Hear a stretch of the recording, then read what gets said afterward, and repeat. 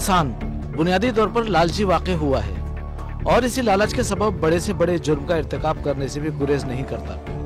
रातों रात अरबपति बनने का झांसा देकर मीरपुर खास के गोठ सुखिया खास केली की बेवा जमींदार खातून को जाली आमिलों ने लूटकर कंगाल कर दिया। खातून ने लड़ाई में जीतने वाले कीमती मुर्गों और दर्जनों बकरों के अलावा फसलें और मवेशी भी दांव पर लगा दिए। सोना और जवाहरात के लालच में लाखों रुपए कर्ज भी लिया, मगर उसके हिस्से में मुफलिसी और धमकियां ही आईं। देखें ये खजाना निकलेगा, 5-5 किलो की ईंटें हैं और दूसरे पत्थर हैं सच्चे, तीसरा बोले जेवर है, 3 तय बोले लगी हुई हैं, पूरा खजाना है, ये निकाल के दूंगा, तेरा पक्का मकान भी बनवाऊंगा। मैंने इसको बकरे ले जाके दिए, मुर्गे ले जाके दिए, तीतर ले जाके दिए, मुर्गे 15-15, 16-16 हजार के पहली मल जीतते हुए हमने इसको मुर्गे ले जाके दिए। साहब इसने मेरे से 16 लाख 16.5 लाख रुपए ले चुका है। ये जाली आमिलों ने गड्ढा खोदकर अमल शुरू किया और मुतासरा खातून की बहू से कहा गड्ढे में हाथ डाले। जब उसने गड्ढे में हाथ डाला तो वहाँ सोना पड़ा था, जिसके बाद उन्होंने बेटे, बहू और पोते की बलि देने की फरमाइश कर डाली। तो खातून को मामले की संगीनी का एहसास हुआ। इलाके के लोगों का कहना है कि हमने खातून को बहुत समझाया और पड़ोसी होने के नाते मदद के तौर पर उसे उधार पर रकम भी दी। जी उसने मुझे खड्डे के अंदर उतार दिया था, जमीन में थपकी मारते थे जी, कहते थे हाजिर हो हाजिर हो।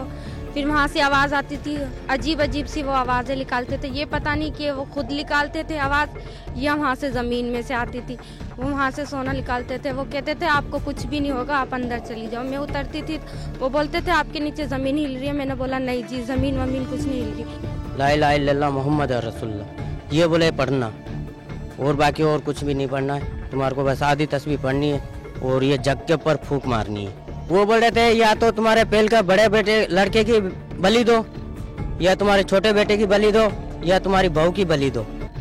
कराची से ताल्लुक रखने वाले गिरफ्तार मुल्जमान बुनियादी तालीम से भी नावाकिफ हैं। उनका कहना है कि हमने तस्लीम शाह की बेटी के गुर्दे की तकलीफ का इलाज किया, जिसका मुआवजा लेने आए थे कि धर लिए गए। पुलिस का कहना है कि मुल्जमान का ताल्लुक एक बहुत बड़े गिरोह से है, जिसकी पुलिस तफ्तीश कर रही है। यहाँ काम था बुढ़िया का, वो आया थे उसके पास, तो लेन देन का मसला था। क्या लेन देन? पैसे लेने थे उसे। किससे? बुढ़िया से। बुढ़िया से? आपने? उसके बेटे को बीमारी थी। अच्छा, क्या बीमारी थी? उसको गुर्दों की कोई बीमारी थी। अच्छा, फिर आपने क्या किया? काम हो गया उसका, सही हो गया वो। अच्छा। फिर मेरे को बुलाया उसने इधर। मैं आया इधर तो बोलने लगे मेरा पैसा है तेरी साइड पे। मैंने बोला ठीक है, तेरा पैसा मेरे से कितना है? बोले इतना है पैसा है, 16 लाख रुपए। तकरीबन मेरे को हो गया 2-3 साल हो गए। 2-3 साल? कहाँ से सीखा ये काम? कितना पढ़े हुए आप? जी कितना पढ़े हुए आप? तकरीबन 5-6 पढ़ा हूँ। 5-6 पढ़े हुए। कुरान शरीफ पढ़ा है आपने? जी नहीं, कुरान शरीफ। मेरे को इनके साथ साल 2 साल हो गए। 2 साल? ये क्या करते थे? ये छोटे मोटे तावीज़ वगैरह गंडा देते थे। ये कराची के जाली पीर थे, मुख्तलिफ इलाकों में रहते हैं। जैसे आए हमने उनको पकड़ लिया। इनके साथ तीसरा बंदा भी था, उनसे कुछ चर्च बरामद हुई। ये गाड़ी जो उसके पास 2 नंबर है, वो गाड़ी भी हमने उनके जो कार्रवाई वो की हमने। कुछ रिकवरी भी हुई है और इंशाल्लाह अभी अंडर रिमांड है। कंप्लीट इंशाल्लाह इनसे जो हमारी वो रिकवरी हो जाएगी। कुछ गैंग हमने पकड़ लिए, कुछ गैंग मोरो डिस्ट्रिक्ट की है, उस तरफ की है, कुछ गैंग सिंध के मुख्तलिफ कराची की है, कुछ गैंग पंजाब की है। तो ये आपस में गैंग है जो पहले आपस में मशवरा करते हैं। ये साइकोलॉजी तौर पर लोगों को कर लेते हैं, लोगों को समझते हैं इसके क्या किस तरह से है, फिर उसको उसी तरह से उसी अपने इसमें जंगल में लेकर आते हैं।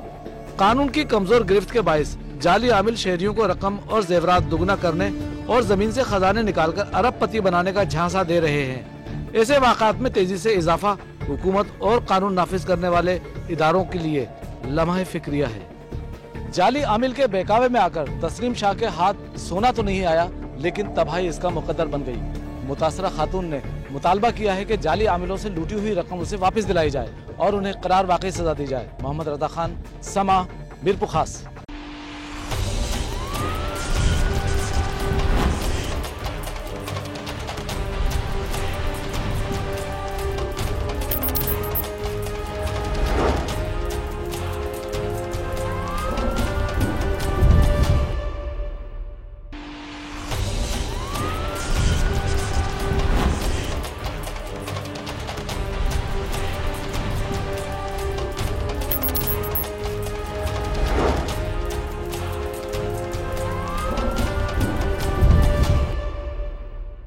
गवालों का गुजर बसर गाय भैंसे पालने और उनका दूध बेचने पर है, मगर रात की तारीकी में उनके मवेशियों को रिवायती अंदाज से चोरी करके उन्हें करोड़ों का नुकसान पहुंचाया जा रहा है।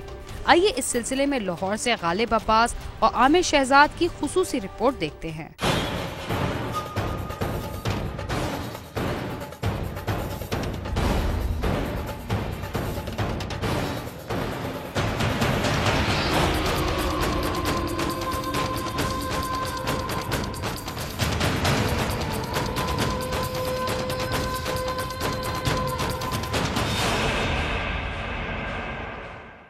मिसल मशहूर है कि चोर चोरी से जाए मगर हेरा फेरी से ना जाए, मगर अब चोरी और हेरा फेरी का एक दूसरे के साथ बहुत गहरा ताल्लुक बन चुका है। वक्त गुजरने के साथ साथ जहां बहुत सारी चीजों का तरीका बदल रहा है, वहां चोरी और डकैती के अंदाज भी बदल रहे हैं। मौजूदा जमाने के चोरों और डाकुओं ने महंगाई के मद्देनजर अब छोटी मोटी डकैतियों की जगह बड़े बड़े डाके डालने और ज्यादा से ज्यादा रकम हथियाने की कोशिशें शुरू कर दी हैं। और उसकी जीती जागती मिसाल 2011 के दौरान होने वाली वो 12 बैंक डकैतियां हैं जो सिर्फ लाहौर के बैंकों में डाली गयी। अगर आज से 10 या 15 साल पहले के दौर पर नजर दौड़ाई जाए तो उस वक्त देहातों में नकबजनी और रस्सागिरी वगैरह से ही काम चलाया जाता था। तरक्की याफ्ता दौर की वजह से शहरों में तो चोरी और डकैती के तरीकों में जिद्दत आई है, मगर देहातों में अभी तक चोरी की वारदातों में कदीम तरीके ही इस्तेमाल किए जाते हैं। हाँ, नकबजनी का तरीका इसलिए कम हुआ है कि देहातों में भी कच्चे मकानों की जगह सीमेंट और सरिये से बने पक्के मकान बनने लगे हैं, लेकिन रस्सागिरी के वाकयात में अभी तक कोई कमी नहीं आ सकी और हमारे दही इलाकों में रस्सागिरी के वाकयात उसी तसलसल से रूनुमा हो रहे हैं। जब गर्मी का मौसम होता है ना, तो ये ओपन बनी होती है। नाइट तकरीबन 11-12 बजे तक जब हम लेट जाते हैं, सो जाते हैं, उस वक़्त जो चोर होते हैं वो आ जाते हैं, हमें चेक कर लेते हैं कि ये बिल्कुल सोए हुए हैं। उसके बाद वो भैंस चोरी करके निकल जाते हैं। हमें पता चल जाता है, हम पैरवी करते हैं, लेकिन हमारे हाथ नहीं आते क्योंकि हमारी चारों तरफ जंगल है। अगर भैंसों की देखभाल और उनके कारोबार का अंदाजा लगाया जाए तो इसमें एक ही बरादरी सरे फहरिस्त नजर आती है और वो है गुजर बरादरी। ये बरादरी अरसा दराज से मवेशी पाल रही है और अपने रहन से बज़ाहिर बहुत गरीब दिखाई देती है, लेकिन उनके एक घराने के पास भी 100 से 150 के करीब मवेशियों का होना एक आम सी बात है और आजकल एक भैंस की कीमत तकरीबन 1 से 1.5 लाख के करीब है। ये बरादरी ज्यादातर बारानी इलाकों में कुदरती तालाबों के किनारे क़याम पजीर होती है और सब लोग इकट्ठे ही रहते हैं और जब उनके साथ कोई नाखुशगवार वाकया पेश आता है तो ये आहनी दीवार बन जाते हैं। लेकिन ये बरादरी रस्सागिरी के वाकया से इंतहाई परेशान है क्योंकि रस्सागिर आए दिन उनके जानवर चुरा लेते हैं जिससे उन्हें लाखों रुपए का नुकसान उठाना पड़ता है। आम मवेशी पाल अफराद के पास भी 40-50 जानवर होते हैं, मगर इस कारोबार से जुड़े ज्यादातर अफराद के पास 200 से 250 जानवर होते हैं जो किसी एक की नहीं बल्कि पूरे खानदान की मलकियत होते हैं। आजकल दूध देने वाली अच्छी नस्ल की भैंस की कीमत 1.5 लाख से ऊपर है और इसका रोजाना का खर्चा भी 400-500 के करीब है। रस्सागिर आए दिन वारदातें करते हैं और जब भी वो जानवर चोरी करते हैं तो एक आध नहीं बल्कि 15 से 20 मवेशी ले जाते हैं। हमारे कारोबार का दारोमदार इन्हीं मवेशियों पर है, लिहाजा हम इन्हें अपनी औलाद की तरह रखते हैं और इनकी हिफाजत के लिए मुनासिब बंदोबस्त करते हैं, मगर फिर भी वारदातें हो जाती हैं। 2011 के दौरान रस्सागिरी की वारदातों पर नजर डाली जाए तो पता चलता है कि यहाँ पर मवेशी चोरी के 8,549 वाकयात रजिस्टर्ड किए गए, जिनमें 30,000 से ज्यादा जानवर चोरी किए गए। इनमें 50% वाकयात ऐसे हैं जो रिपोर्ट ही नहीं करवाए जाते, इसलिए कि ग्वालों का कहना है कि पुलिस के सामने अपनी इस्तदा लेकर जाना भैंस के आगे बीन बजाने के मुतरादिफ है। इससे सिवाय वक्त की बर्बादी के और कुछ नहीं मिलता, लिहाजा हम अपने गुमशुदा जानवरों को ढूंढने के लिए अपनी मदद आपसे काम लेते हैं। सर्कल मुरीद के ना 43 मुकदमा दर्ज हुए हैं ये मवेशी चोरी के, तो जिनमें से हमने 32 ट्रेस किए हैं, 32 मुकदमात के चलान बनाए हैं और इनमें से हमने 116 सरका मवेशी करने वाले पकड़े हैं। तो तकरीबन 12,40,000 के ये मवेशी बरामद हुए हैं। ये 2011 में है। रस्सागिरों के गिरोह हमारे डेरों पर हमले करते हैं और डेरे के मुलाजमीन को बांधकर दर्जनों मवेशी ले जाते हैं। पुलिस ऐसे गिरोहों के खिलाफ कुछ नहीं करती, हमें तो मुकदमा दर्ज करवाने के लिए सिफारिशें ढूंढना पड़ती हैं और फिर पुलिस हमारे साथ बाद में जो सलूक करती है उससे हमारे पैसे और वक्त दोनों का ज़िया होता है। देहातों के लोग मवेशी चोरी होने की सूरत में पुलिस के पास जाने की बजाय फौजी को तलाश करते हैं और इन वारदातों में उसे ही वाहिद सहारा समझते हैं।